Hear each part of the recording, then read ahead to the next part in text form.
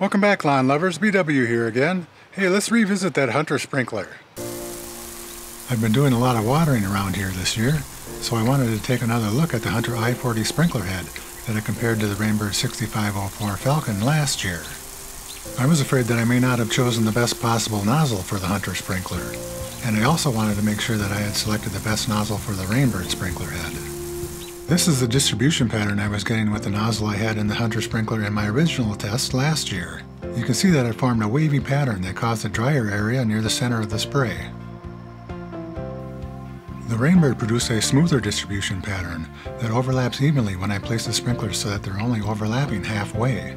Doing this enables me to water a larger area without having to move the sprinklers as often. The manufacturer of the sprinkler suggests using a 3/4 inch ID garden hose and chose to supply the sprinkler with the Rainbird sprinkler head. I'm using a 3/4 inch ID garden hose, spigot, and supply line. This gives me more water flow than the standard 5/8 inch garden hose that most people are using to water their lawns. Out of curiosity, I just wanted to see if I could use a Hunter I-40 sprinkler head with the big sprinkler sled base. I got to work and set out my cups again, this time along with my wireless rain gauge to conduct the experiments. You are seeing just one of the experiments I conducted. This is actually the last experiment I did on the Hunter sprinkler. In total, I tested 3 different Rainbird nozzles and 3 different Hunter nozzles. To do this, I just had to try each nozzle and measure the water distribution from near the sprinkler to near the end of its spray. If the nozzle is too big, it will tend to put out a low-pressure solid stream of water that shoots right to the end of the spray. If the nozzle is too small, it'll put out a high-pressure stream that causes a lot of misting, dropping most of the water near the sprinkler. Most rotary sprinklers will distribute more water near the head than at the end of the spray, and because of that, they are designed to be operated in a head-to-head overlapping pattern to achieve even distribution.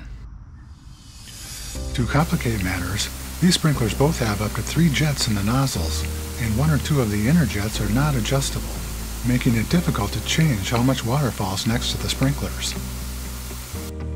I found out that I had indeed selected the best nozzle for the Rainbird sprinkler. I also discovered that I had chosen a good nozzle for the Hunter sprinkler, but none of the Hunter nozzles distributed the water as evenly as I had hoped. In testing, I got the best results with the Hunter sprinkler from the light blue nozzle, but it still distributed extra water to the outside and inside of the spray pattern, as you can see here. In this test, I found that I could achieve the best distribution using this nozzle by shortening the distance of the spray with the adjusting screw. This broke up the stream a little bit and caused some of the water to drop out of the stream before reaching the end of the throw. This produces a pretty good pattern, but it makes water more likely to drift in windy conditions and shortens the distance the sprinkler covers. Let's speed this up a little bit.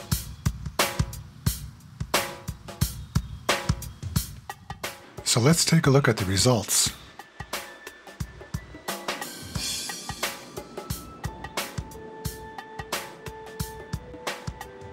The first cup contains more than a ½ inch of water.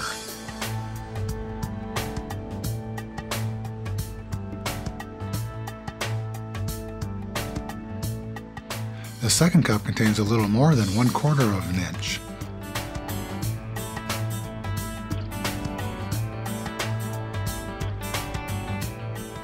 The third cup contains a little more than 1/4 of an inch.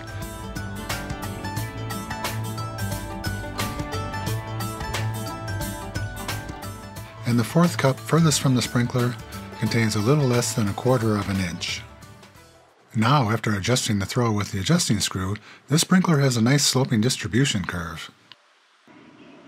Unfortunately, in this configuration, the Hunter sprinkler can't be separated as far as the Rainbird sprinkler and still give an even distribution. The Rainbird sprinkler distributes about 1/4 inch of water per hour over a half circle at the midpoint of the spray.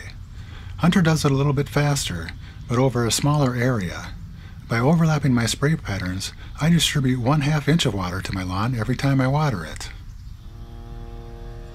In fairness, both sprinklers are designed to be installed in ground, in a head-to-head configuration, under proper pressure and flow conditions. I may just not have the required flow and pressure conditions to operate the Hunter sprinkler properly. The Rainbird sprinkler just works better with my hose end watering setup. The manufacturer of the sprinkler most likely chose to supply the product with the Rainbird sprinkler head just for that reason. Don't forget to like this video, then hit the subscribe button and ring the bell next to it so you don't miss any new videos. And remember, you can do it!